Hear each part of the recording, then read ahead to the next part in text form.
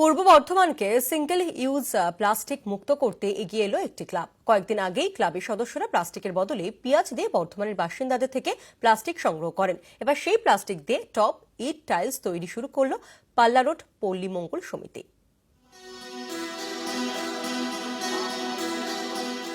পূর্ব বর্ধমানের রসুলপুর কৃষি মেলায় স্টল বসিয়ে প্লাস্টিক সংগ্রহ করেছিল পাল্লা রোড পল্লী মঙ্গল সমিতি।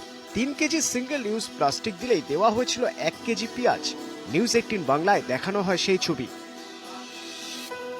এবার সেই প্লাস্টিক দিয়ে ইট, টপ, টাইলস তৈরি করে সমাজকে পথ দেখালো ক্লাব। 1 কেজি পেঁয়াজের বিনিময়ে 3 কেজি প্লাস্টিক নিচ্ছিলাম।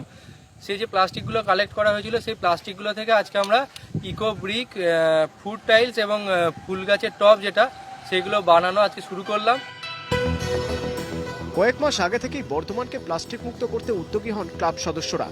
হঠাৎ করেই এক ক্লাব সদস্যের সঙ্গে সোশ্যাল মিডিয়ায় আলাপ হয় জামালপুরের বাসিন্দা রাজু হালদারের। রাজু জার্মানিতে প্লাস্টিক থেকে ইট তৈরির কাজ করেন। ছুটিতে বাড়ি ফিরে পাল্লা রোড পল্লীমঙ্গল সমিতির সদস্যদের ইট তৈরি শেখাচ্ছেন তিনি। কংক্রিট দিয়ে যা যা বানানো সম্ভব, এটা দিয়েও সেই জিনিসগুলোই বানানো সম্ভব। যারা করতে চায় তারা যদি কেউ করতে চায়, আমি যাবতীয় টেকনোলজিক্যালি যা যা হেল্প লাগবে সেগুলো করার জন্য আমি প্রস্তুত। মাটির ইটের তুলনায় প্লাস্টিক ইট দামে কম, ওজনেও হালকা। ক্লাব সদস্যদের দাবি, প্লাস্টিক ইট টবের ব্যবহার বাড়লেই কমবে সিঙ্গেল ইউজ প্লাস্টিক। তার জন্য যেটা আমাদের ন্যূনতম একটা খরচ যেটা ধরা হয়েছে মেশিনপত্রের জন্য প্রায় 20-25 হাজার টাকা মতন, সেই যদি টাকাটা আমাদের সংস্থান হয়ে যায় তাহলে আমরা এটা লার্জ স্কেলে এটা আমরা বানাবো। ক্লাবের অভিনব এই উদ্যোগে খুশি এলাকার বাসিন্দারাও।